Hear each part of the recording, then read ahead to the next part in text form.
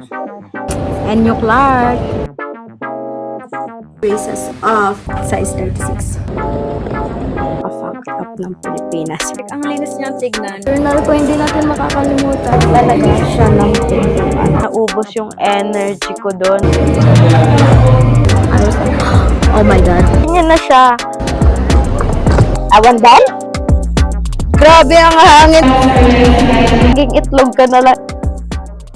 Welcome to another vlog. It's currently 2:42 p.m. right now. Kakaiba yung background ko because andito ako sa room, andito ako sa Italy. Last week pa and magto 2 weeks na ako dito. Actually guys, merong clip before neto which is yung last clip pa ata is sa Dubai. Insert ko na lang siya dito. Meron pa kasi akong film na nasa cafe ako sa Pilipinas. And then yung nasa airport ako, karating ko talaga dito talaga. Hindi pa nagsisink in sa akin. Like pag tumatawag si kuya ko, umiiyak talaga ako ng mga oras na yun kasi namimiss ko talaga yung kapatid ko. Pumaalis-alis naman na ako pero parang mas mahaba pa yung pagbe-bedrot ko kaysa yung pag-alis-alis ko. Hindi tayo pwedeng mabulok dito. Hindi tayo pwedeng lugmok. Hindi tayo pwedeng maglugmok lang dito. Later, aalis kami. Kasi, bibilhin namin yung sandal na sinasabi ni mama ko. Punta rin ata kami ng San Babila para pumunta sa Pull and Bear kasi may bibilihin ata doon or magtitingin, I'm not sure. And then, bili rin kami ng makeup. Sasabihin ko mamaya kasi wala na akong compact powder, yung Absidy na powder ko. Sira na siya. Hindi naman sa sira, ubos na rin kasi siya. So, parang nagdurog-durog na siya. Alam niyo ba? Feel ko hindi ko talaga kaya ng isang taon dito. Na-feel ko na siya, nasa-sense ko na. I mean, it's an opportunity naman na makapunta here, okay? Like, na-achieve ko yung isa ko sa goal na makapunta sa Galleria. Something yan. And I'm so happy about that. Pero namimiss ko na talaga ang Pilipinas. Sa totoo lang, I know napaka-fucked up ng Pilipinas. Pero sabi nga nila, it's more fun in the Philippines. May 4 pa naman kami aalis. So, yeah. I'll update you guys later. So, nilipat ko yung pwesto dito. Nag-iba yung angle niya. Ewan ko kung mas okay yung dito. Pero yun. Nalimutan ko lang kasing sabihin sa inyo yung suot ko. Wala lang. Gusto ko lang kayong update. Nag-iisip ako. If ito yung skirt ko. Naka-skirt kasi ako right now. Ganyan siya. Iniisip ko if mag-skirt ba ako or yung white pants. I don't know. Let's see later. Meron na akong retainer. Hindi ko siya suot ngayon kasi hindi ako makasalita ng maayos gamit yung retainer ko. Like, hindi pa ako sanay. Lalo na yung letter S, naririnig ko yung sarili ko para akong nabubulol na ewan. Ano naman yung update ko, yun lang. Kaya, hindi ko pa siya tinapos. Hindi ko ulit kaya i-update ko kayo later ulit kapag aalis na kami. Nandito na kami sa labas and ang pangit ng lighting. Pero yun, it's already for something na hindi na ako nag-pants. Hinahangin na naman yung buhok ko. Lagi na lang hinahangin. Grabe ang hangin talaga. Dito na kami sa may Cadorna. Grabe naman ang lighting dito kasi. Nahasal na ako sa paghawak ng phone ko ngayon kasi hindi ko dinala yung tripod ko. Kasi malaki siya, hindi siya kasya sa bag. Okay, let's stop. Kita na ako sa suot ko ngayon. Ito yung sinasabi ni mama na pasukin natin. Parang no, parang ayaw kong pasukin kasi parang init. Mainit. Ilang steps kaya yan pag iikutin namin yung Castilla? 10k steps.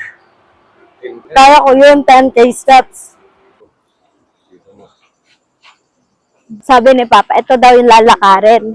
Ito, napakahaba niyan. Tapos ang init. Ay, Diyos ko, hindi. Pero maganda siya kahit dito sa labas.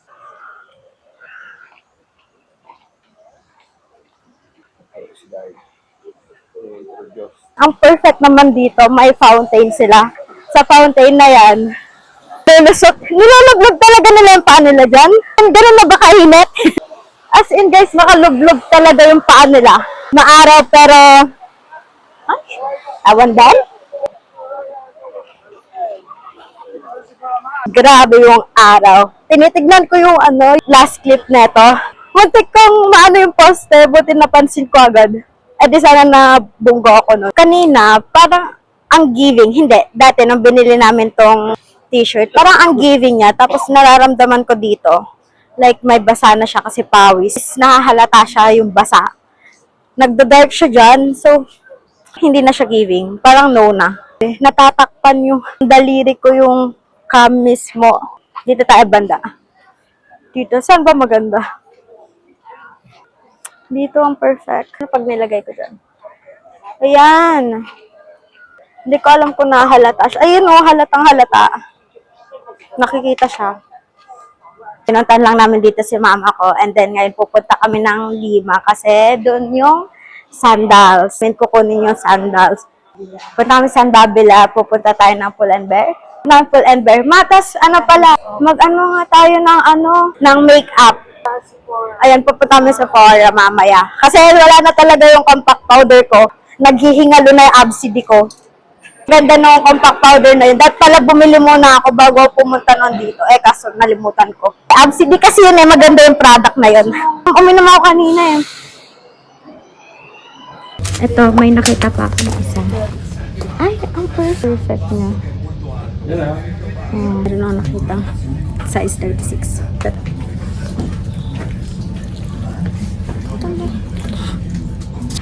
Sakto lang siya. Yung heels kanina, 37 yung size ko. Pero dito, sa sandal, sa flat sandal, 36 siya. Dito sa dalawa. Tingnan nyo. So pretty. Ang ganda niya. Oh. Ang ganda ng flat sandals na to. Okay guys, nabili na namin siya. We've got the goods. Satisfy ako dun sa sandals. Nag-try ako ng clothes right now here sa Pull and Bear. And look at this top. Maganda siya. Backless siya.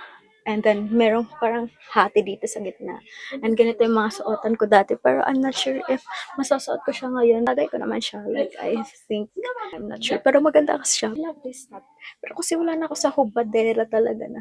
Hubadera era ko. Hubadera face. I'm done with that face. Ang cute niya guys. Parang, ang perfect. Ang linis niyang tignan. It's white. Nakakaputi ang puti sa akin. Pwede rin siyang maging blouse. Hindi lang siya skirt. Yung ano ko lang is XS na to. And then, medyo may pagkamaluwang siya dito sa may upper top. Pero, we can work on that one. So far, ang ganda niya. And then, meron pa palang ito. Itong mga pants. Kailangan ko pa siyang i-try ngayon. Ito yung last na pants na trinay ko. Look. Sakto lang siya. Sakto lang din siya sa akin. Itong tatlong pants. Na-try ko na sila pero hindi ko na pinakita.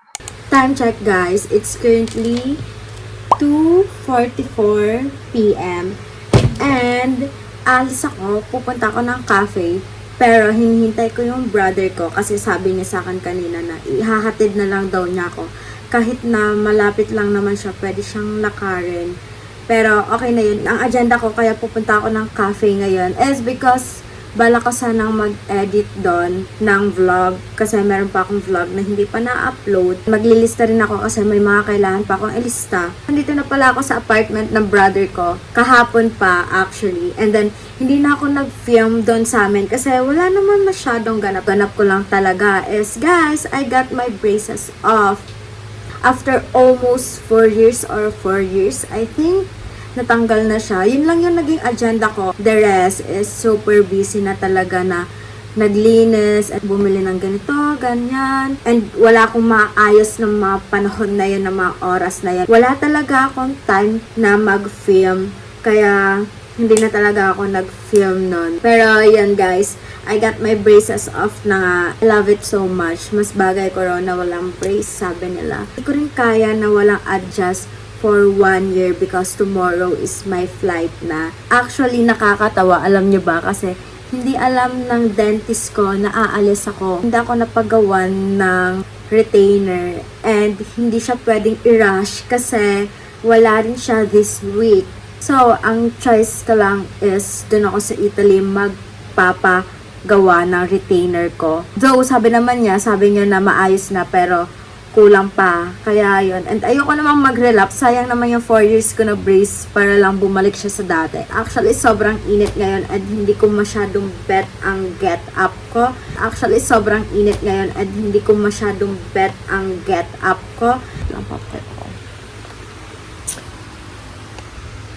Wait lang, iyaan ko na kasi parang ang init eh. Ito lang yung get up ko today and hinihintay ko lang siya. And after ko pala mag-cafe is aalis din kami mamayang gabi because birthday ng kaibigan ng brother ko. So pupunta kami doon later. I'm here at Sun Cafe. Sana naririnig ko na kasi medyo mahina siya. So kailangan ko siyang ulitin. I just got there. Just like nagpapay ko na super sarap. And also got some coffee lang. Ice coffee lang siya. Actually, hindi ko maalala kung ano talaga ng coffee to. Ice coffee. And then, kape na siya.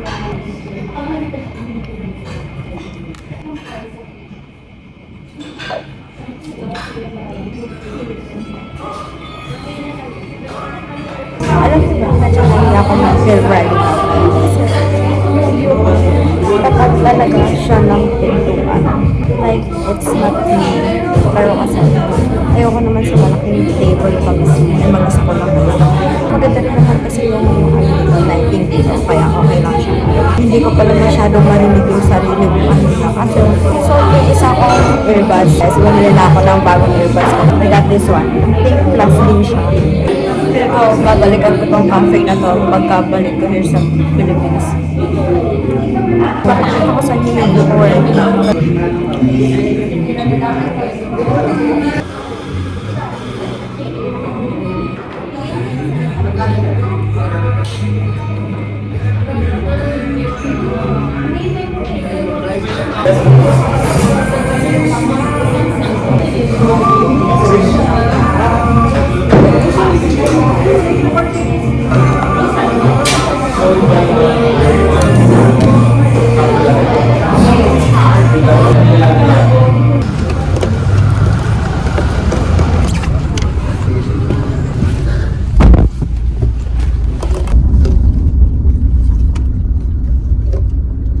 Hi guys, so I'm here na sa airport dito ako sa Clark and hindi na ako nakapag-vlog pa kanina before kami bumiyahe papunta here sa Clark dito sa airport kasi ang daming ginagawa at alam niyo ba na-stress ako kasi namali ako na nung passcode ng maleta ko nitong hand carry ko. Flight ko is mamayang 8:55 pa. Sana meron akong mahanap talaga na jacket dito kasi kung wala, ewan ko na lang. Aayusin ko yung buong bag ko. Grabe, ang init dito. Buti na lang may dalawang pamaypay. Ang init talaga. Like, legit. Hindi ako nagloloko. Ang init, sobrang init. Ayusin ko yung gamit ko ngayon. And then, maghahanap ako ng jacket mamaya.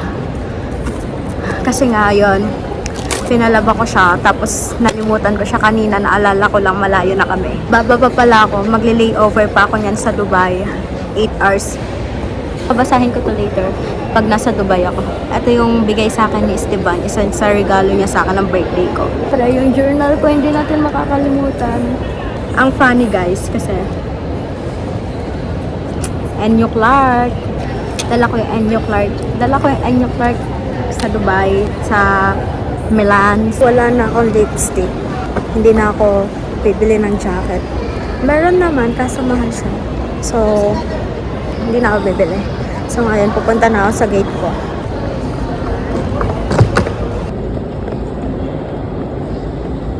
Magre-retouch muna ako.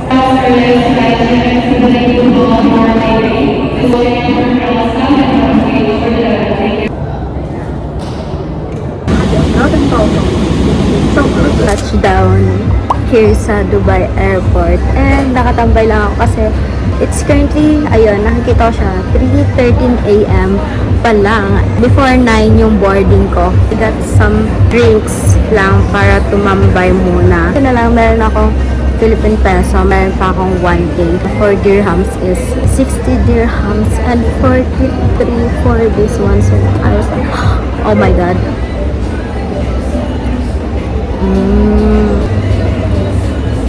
It's good. Naiihi na talaga ako. Kaya ako muna umalis. Sana akong maupuan pag umalis pa ako. I'm gonna read this.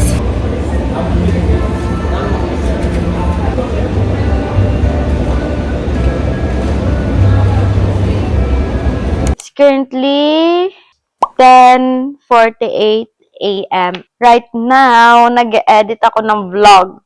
Napakasipag mong tao. Nakaka-proud ka.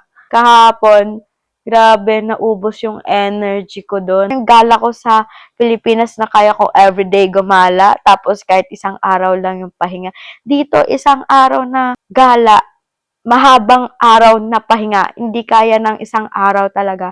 Anyway, yun guys, habang nag-edit ako, meron din ako here, 3 itlog. Ko naman uubusin lahat to. Like, breakfast ko, 3 itlog agad? Ano, maging itlog ka na lang din. Bilog na nga yung mukha mo, girl. Meron lang din akong ginawang lemon juice. Ang perfect. Kung merong isang bagay na proud talaga ako para sa sarili ko is magtimpla talaga. Tansya-tansya lang, ganun. Like, tinatansya ko lang, wala akong exact na measurement. Kaya nakaka-proud talaga na hindi siya sobrang tamis.